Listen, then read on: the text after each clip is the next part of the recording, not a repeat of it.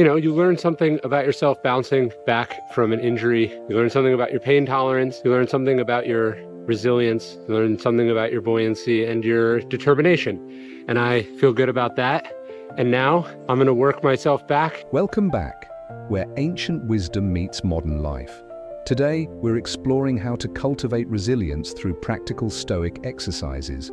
If you're looking for real tools to stay strong in the face of life's challenges, you're in the right place. Resilience, the ability to bounce back from setbacks, is at the heart of Stoicism. Tim Ferriss, in his well-known TED Talk, has often highlighted how focusing on what we can control transforms our mindset. There's a famous Stoic writer that took me to his letters, which took me to the exercise, premeditatio malorum, which means the premeditation of evils. And in simple terms, this is visualizing the worst case scenarios in detail that you fear, preventing you from taking action so that you can take action to overcome that paralysis. According to Ferriss, embracing a Stoic outlook means accepting that while you can't control the world, you can master your response.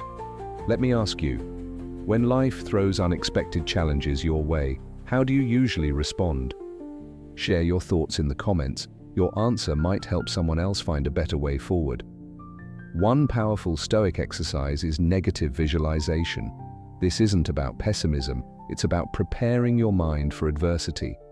By imagining worst-case scenarios, you learn to appreciate the present and build mental fortitude.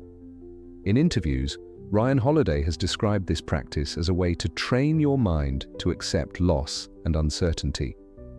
I think for me, very often it takes more discipline to be like, it's not smart to do this. I'm going to rest than it does to power through. Like the default is doing it, which is good. You want to get to a place where the hard thing, the default is doing the hard thing.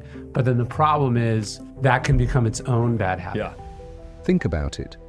Have you ever paused to consider what life would be like without certain comforts? This exercise helps you focus on what truly matters. Try spending 5 minutes today reflecting on things you often take for granted. Another cornerstone of Stoic resilience is journaling. Alexander Ludwig, in one of his candid interviews, emphasized that keeping a journal allowed him to process challenges and see his growth over time. Journaling isn't just about writing down your day, it's a practice of honest self-reflection that reinforces your inner strength. I'd love to know, do you keep a journal? What's one insight you've gained from reflecting on your day? Let's share our experiences in the comments. Central to Stoic thought is the dichotomy of control, the idea that while you can't control external events, you can always control your own reactions. Donald Robertson, a modern Stoic and CBT expert, explains that practicing this separation helps reduce anxiety and build resilience. And this is how we work in modern CBT anyway, right? So say somebody has generalized anxiety disorder or GAD, and we call that pathological worrying, the worrying disorder. So what they'll typically do is they get anxious and there'll be physiological symptoms of anxiety. So they'll get tension headaches. So they have these physical sensations of anxiety. So first of all, it creates a very unnatural style of thinking that is pretty much pretty sticky, it's permanent. And what you do in response to that is to focus on it even more. By focusing on what you can change, you empower yourself to take meaningful action. Now think about this. What's one thing outside your control that you could choose to let go of today? Comment below. Sometimes sharing is the first step toward change. To wrap it up, resilience is built by integrating small Stoic practices into your daily routine.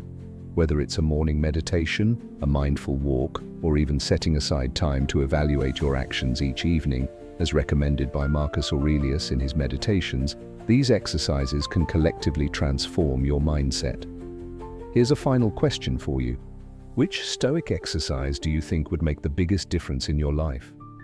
Let us know below, and if you're ready to strengthen your resilience, hit that subscribe button for more practical tips.